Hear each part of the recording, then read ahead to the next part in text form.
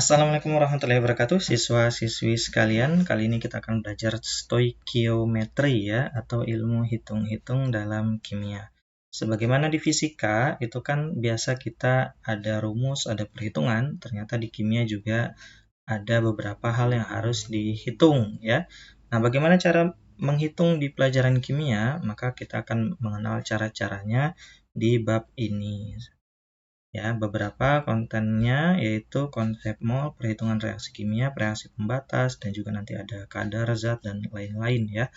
Tapi kebanyakan pembicaraan kita akan berputar di konsep mol ini ya sebagai pusat dari perhitungan kimia yang akan kita bahas ya. Nah, jadi dalam perhitungan kimia itu mol itu ada di tengah-tengah nih ya dari besaran-besaran yang lain. Nah, kita dapat menghitung jumlah partikel zat, kita dapat menghitung massa zat, volume gas dari sebuah zat ya. Kalau kita mengetahui molnya, maka kita akan mempelajari apa hubungan dan apa makna ya mol dan hubungannya dengan besaran yang lain ya. Hubungannya dengan jumlah partikel, hubungan mol dengan massa, dengan hubungan mol dengan volume gas ya. Kita mulai yang pertama yaitu adalah hubungan mol dengan jumlah partikel ya. Nah, mol itu adalah satuan jumlah partikel ya. Yang namanya satuan jumlah itu dia berisi beberapa ya. Jadi satuan jumlah itu berisi beberapa buah dari zat yang mau disebutkan. Contohnya, misalnya satu lusin isinya 12 buah gitu ya. Kemudian satu rim isinya 500 lembar gitu ya. Nah, satu mol itu isinya sekian gitu ya. Nah, kenapa sih kita menggunakan satuan jumlah? Karena atom itu kan ukurannya sangat kecil ya. Hampir tidak mungkin kita mereaksikan satu per satu atom gitu ya. Yang kita mungkin lakukan adalah mereaksikan sekumpulan atom dengan sekumpulan atom yang lain ya. Jadi banyak atom dengan banyak atom yang lain. Nggak mungkin satu atom plus satu atom itu susah ya. Nah, maka kita butuh satuan jumlah nih. Apakah atom yang kita reaksikan itu dalam satuan lusin, apakah dalam satuan rim gitu ya, ataukah dalam satuan yang lain ya. Maka kita menggunakan satuan mol ya.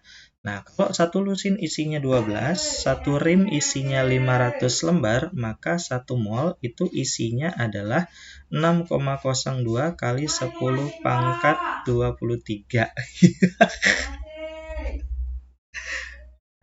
Ya, jadi satu mol itu isinya 6,02 kali 10 pangkat 23 butir partikel. Nah, itu kan angka yang sangat banyak ya.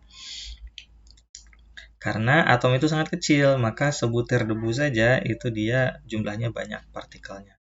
Nah, kalau satu mol sekian, maka 2 mol berapa? Ya, tinggal dikali 2 nih. 6,02 kali 10 pangkat 23 tinggal dikali 2 kalau dia 2 mol. Kalau 3 mol berarti ya sekian ini tinggal dikali 3. Maka kita dapat menentukan hubungan antara mol dengan jumlah partikel. Seperti ini ya, kalau kita tahu molnya, maka kita bisa mengetahui jumlah partikelnya. Nah, ini rumusnya. Jumlah partikel sama dengan N dikali L. Dengan Jp adalah jumlah partikel, N adalah mol, ini simbolnya ya, dan L adalah bilangan Avogadro, angka 6,02 kali 10 pangkat 23 itu. Ya. Oke, langsung saja kita coba soal. Ini rumusnya sudah saya taruh di kiri atas ini ya. Contoh 1, 4 mol atom besi berisi berapa atom? Ya, 4 mol berisi berapa? Nah, kita sudah hafal tadi 1 mol itu 6,02 kali 10 pangkat 24. Berarti 4 mol tinggal 4 dikali sekian ya. Jawab Jp sama dengan N dikali L. Jp jumlah partikel sama dengan N-nya, molnya 4 ya, dikali L, L adalah bilangan Avogadro, 6,02 kali 10 pangkat 23. Ya, sama dengan 24,08 dikali 10 pangkat 23 atom. Jadi 4 mol atom besi isinya 24,08 kali 10 pangkat 23 atom. Contoh 2. Nah, di sini diketahui jumlah partikelnya ya atau jumlah molekulnya ya. 12,04 kali 10 pangkat 24 molekul CH4 itu berapa mol? Nah, yang ditanyakan molnya. Nah, maka kita balik rumusnya ya. Jika JP sama dengan N kali L, maka N sama dengan JP per L. Ya, L-nya dipindah ruaskan. Nah, JP jumlah partikelnya 12,04 kali 10 pangkat 24 dibagi L-nya 6,02 kali 10 pangkat 23.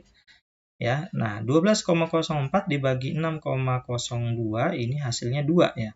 Tapi kenapa hasilnya akhirnya 20? Karena di sini perhatikan ada 10 pangkatnya ya. 10 pangkat 24 dibagi 10 pangkat 23.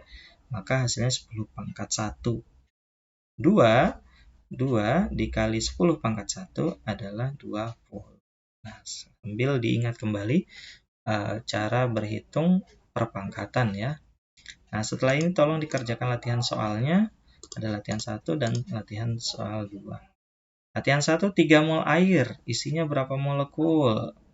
Latihan 2, sekian atom karbon. Ya. Nah, itu berapa mol? Di latihan 1 ditanyakan berapa molekulnya atau berapa jumlah partikelnya. Di latihan 2 ditanyakan molnya. Rumusnya seperti tadi. Silakan dikerjakan. Selanjutnya kalau sudah kita lanjut ke materi selanjutnya dari konsep mol ini. Baik, terima kasih.